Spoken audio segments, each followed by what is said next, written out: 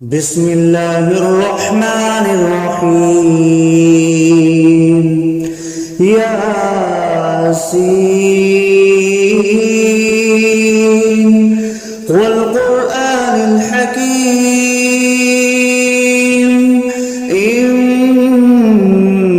لمن المرسلين على صراط مستقيم تنزيل العزيز الرحيم لتنذر قوما ما أنذر آباؤهم فهم غافلون لقد حق القول على أكثرهم فهم لا يؤمنون إنا جعلنا في أعناقهم أغلالا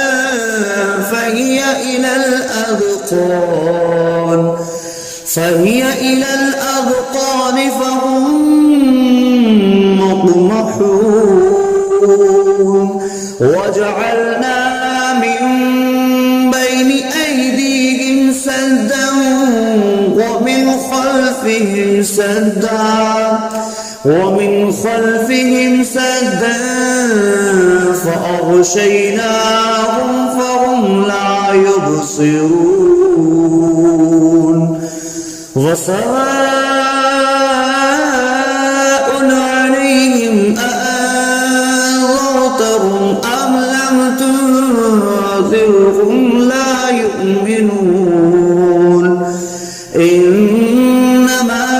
تنذر من اتبع الذكر وخشي الرحمن بالغيب فبشره بمغفرة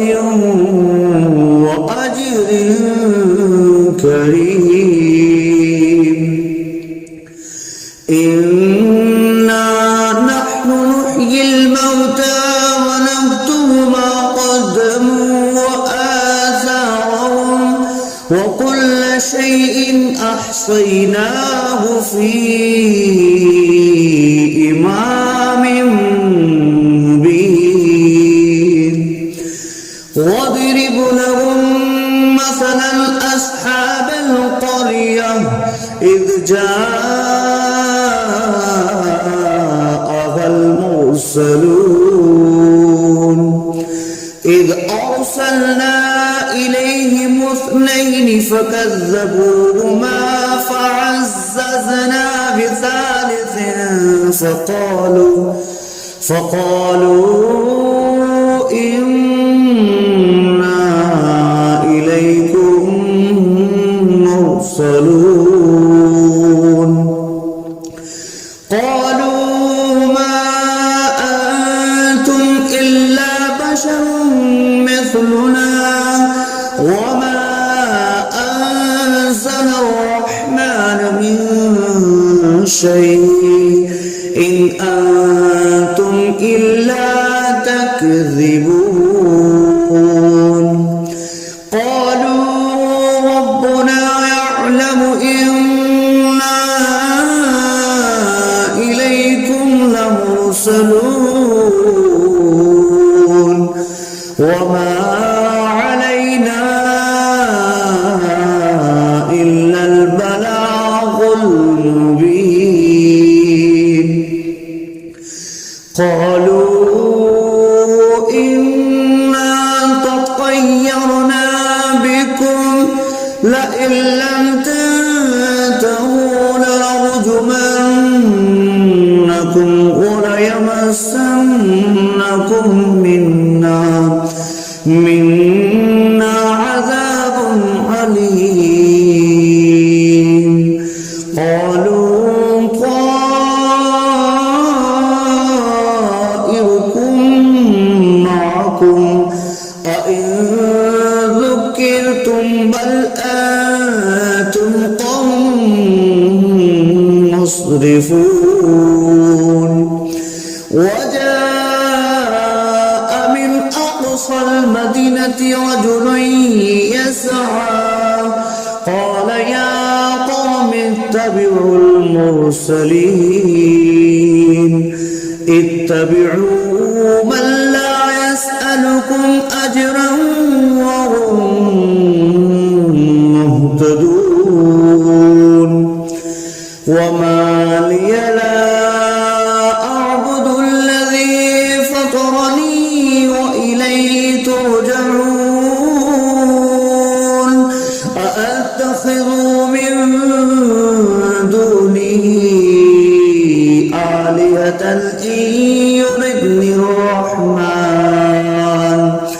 إن يردني الرحمن بضر لا تغن عني شفاعتهم شيئا ولا ينقذون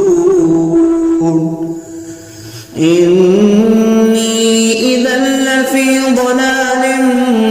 مبين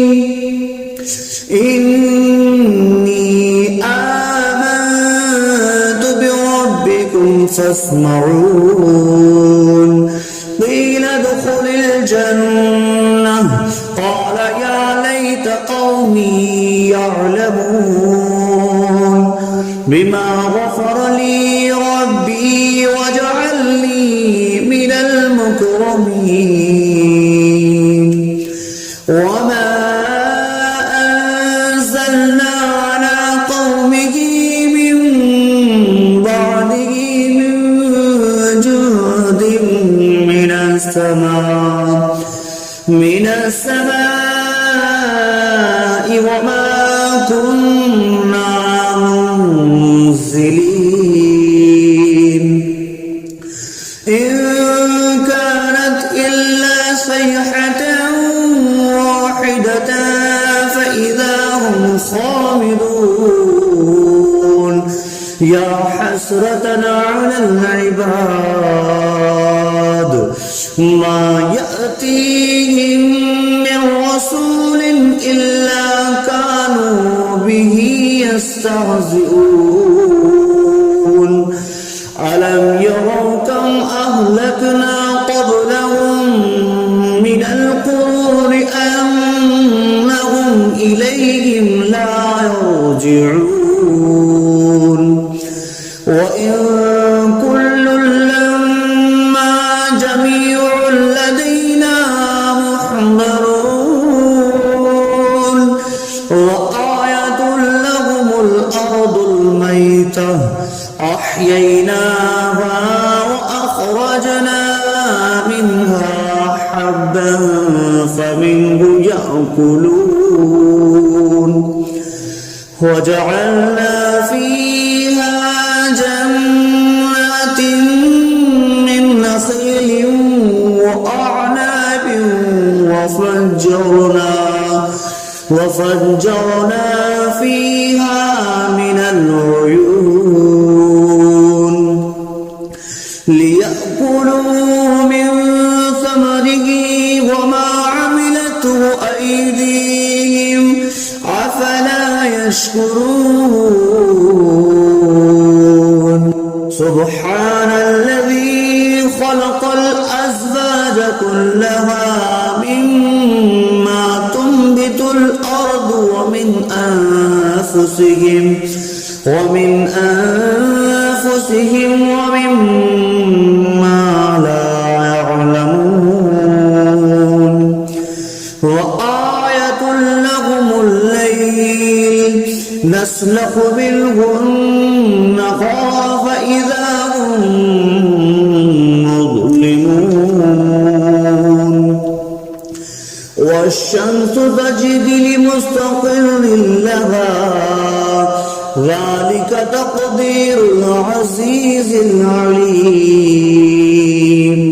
والقمر قدرناه منازل حتى عاد كالأرجون القديم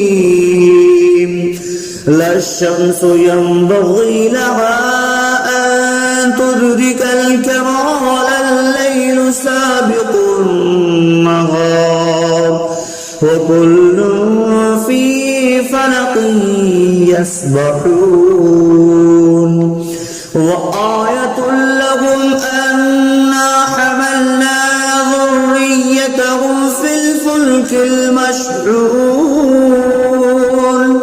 وخلقنا لهم من مثله ما يركبون وإن نشأ نغرقهم فلا صريخ لهم ولا هم ينقذون إلا رحمة منا ومتاعا إلى حين وإذا قيل لهم اتقوا ما بين أيديكم وما خلفكم لعلكم ترحمون وما تأتيهم من آية من آيات ربهم إلا كانوا عنها معرضين وإذا قيل لهم أنفقوا مما رزقكم الله قال الذين كفروا للذين آمنوا أنطعم من لو يشاء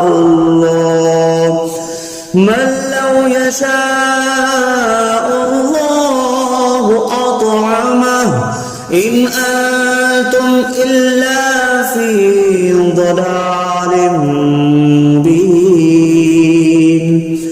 ويقولون متى هذا البعد إن كنتم صادقين ما ينظرون إلا صيحة واحدة تأخذهم وهم يخصمون فلا يستطيعون توصية ولا إلى أهلهم يرجعون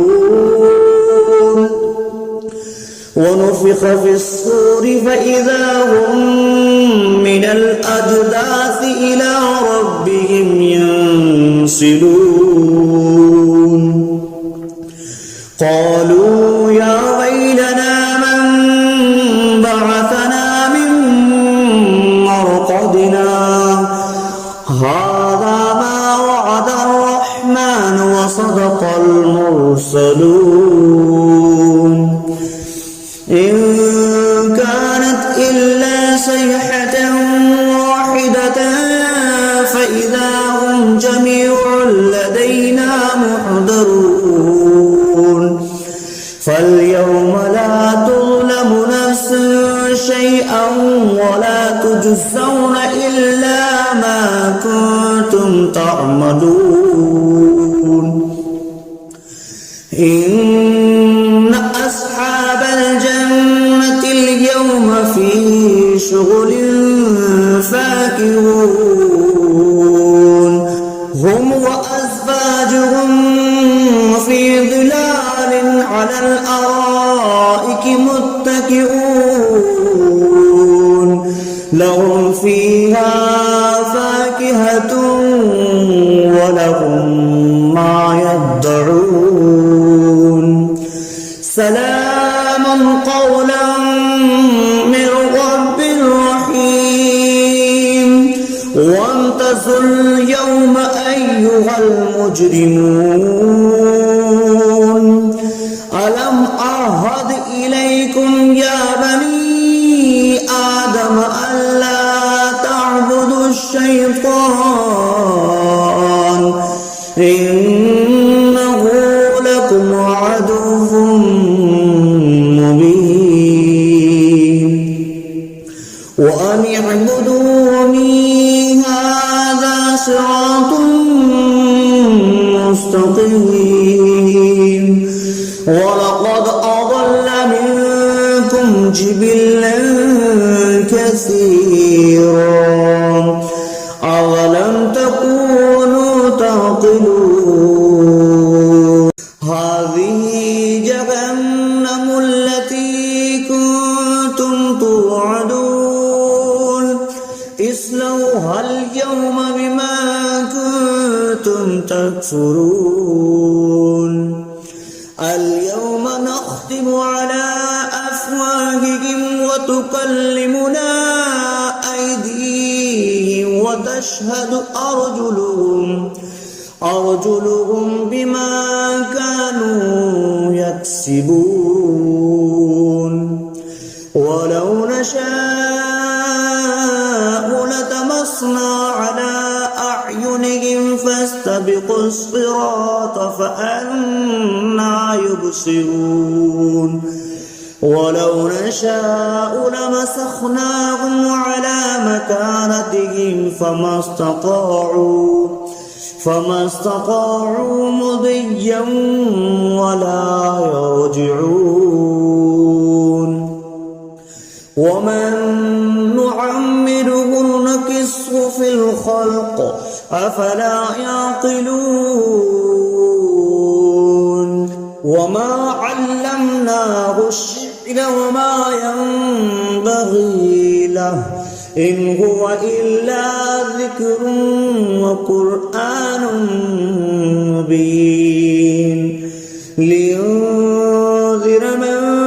كان حيا ويحق القول على الكافرين أولم يروا أنا خلقنا لهم مما عملت أيدينا أنعاما فهم لها مالكون وظللناها لهم فمنها ركوبهم ومنها يأكلون ولهم فيها منافع ومشارب أفلا يشكرون واتخذوا من دون الله آلهة لعلهم ينصرون لا يستطيعون نصرهم وهم لهم جند محضرون فلا يحزنك قولهم إنا نعلم ما يسرون وما يعلنون أولم ير الإنسان أنا خلقناه من نطفة فإذا هو خصيم مبين وضرب لنا مثلا ونسي خلقه قال من يحيي العظام وهي رميم قل يحييها الذي أنشأها أول مرة وهو بكل خلق عليم الذي جعل لكم من الشجر الأخضر نارا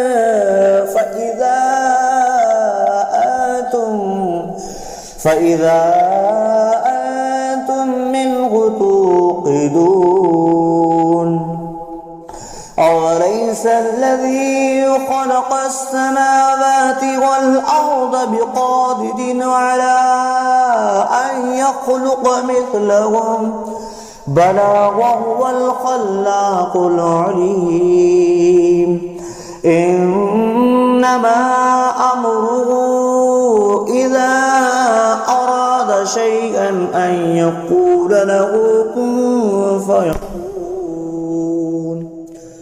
فسبحان الذي بيده ملكوت كل شيء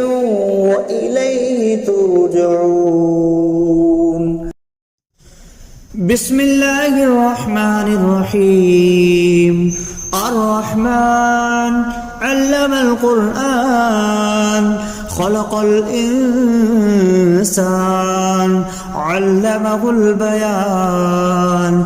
الشمس والقمر بحسبان والنجم والشجر يسجدان والسماء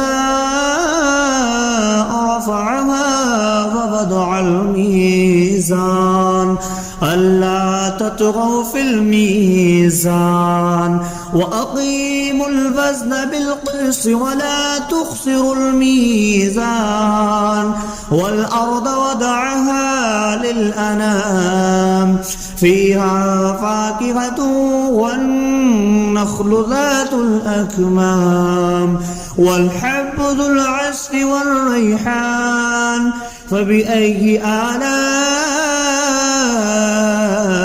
ربكما تكذبان خلق الإنسان من صلصال كالفخار وخلق الجان من مارج من نار فبأي آلاء ربكما تكذبان رب المشرقين ورب المغربين فبأي آلاء ربكما تكذبان مرج البحرين يلتقيان بينهما برزخ لا يبغيان فبأي آلاء ربكما تكذبان يخرج منهما اللؤلؤ والمرجان فبأي آلاء ربكما تكذبان وله الجوار المنشآت في البحر كالأعلام فبأي آلاء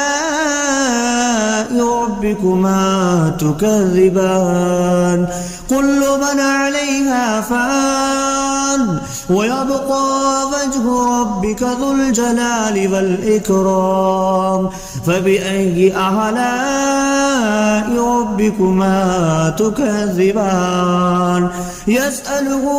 ما في السماوات والأرض كل يوم هو في شأن فبأي آلاء ربكما تكذبان سنفرغ لكم أيها الثقلان فبأي آلاء ربكما تكذبان يا معشر الجن والإنس إن استطعتم أن تنفذوا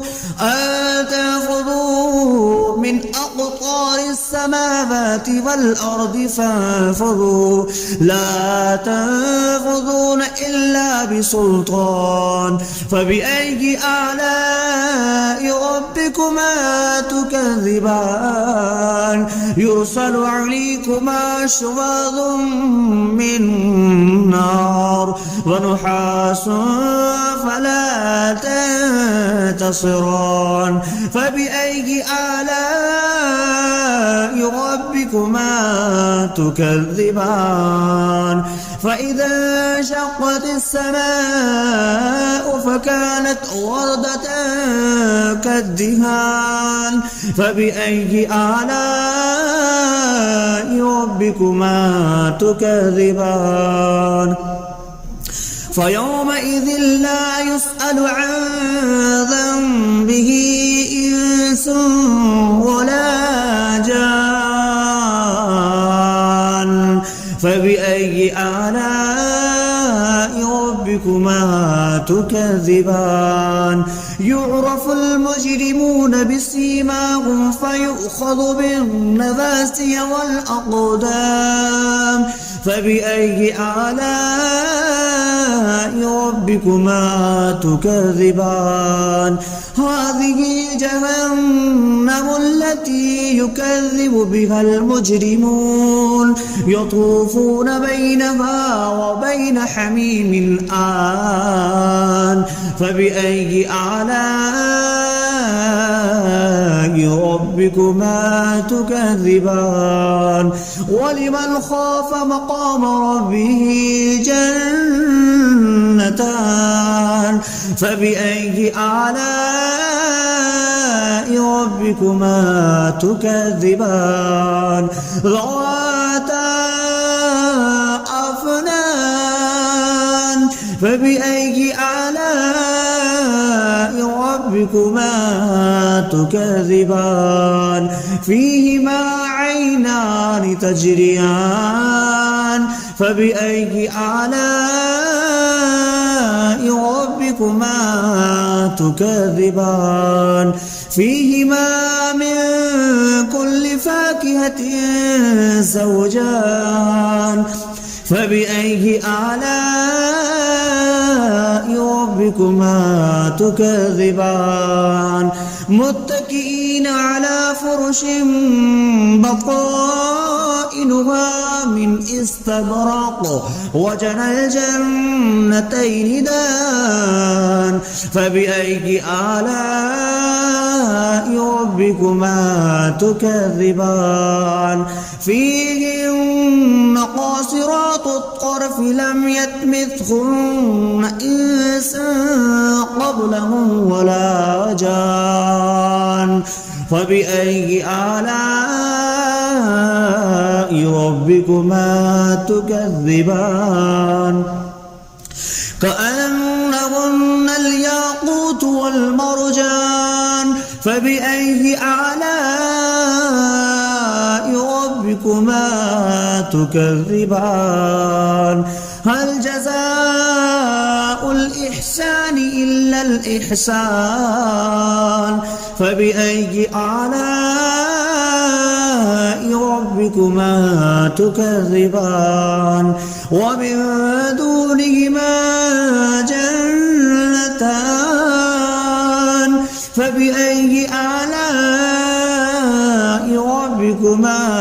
تكذبان مدهامتان فبأي آلاء ربكما تكذبان فيهما عينان نضختان فبأي آلاء ربكما تكذبان فيهما فاكهة ونخل والرمان فبأي آلاء ربكما تكذبان فيهن خيرات حسان فبأي آلاء ربكما تكذبان حور مقصورات في الخيام فبأي آلاء ربكما تكذبان لم يطمثهن إنس قبلهم ولا جان فبأي آلاء ربكما تكذبان متكئين على رفرف خضر وعبقري حسان فبأي آلاء ربكما تكذبان تبارك اسم ربك ذي الجلال والإكرام صدق الله العظيم.